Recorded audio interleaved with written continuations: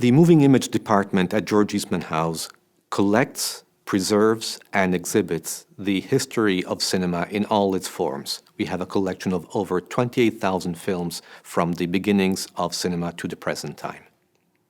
The Technicolor collection is a jewel in the crown of George Eastman House. It is the largest existing collection of artifacts and films related to the history of the Technicolor company.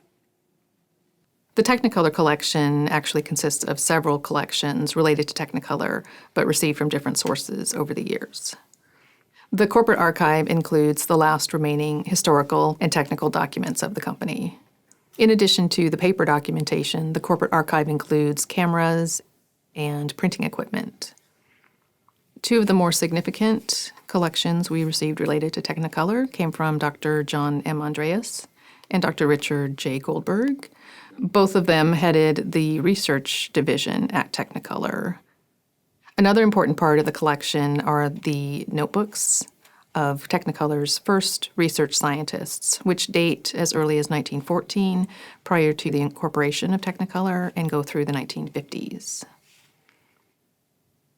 Here at the George Eastman House, we have the original camera negatives for all of the MGM films that were made in Technicolor.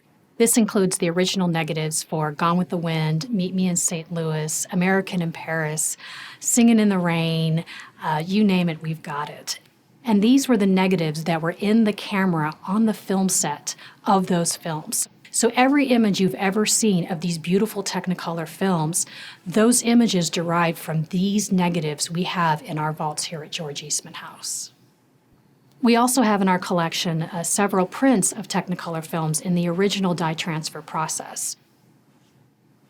My job is to make sure these images last longer than my lifetime.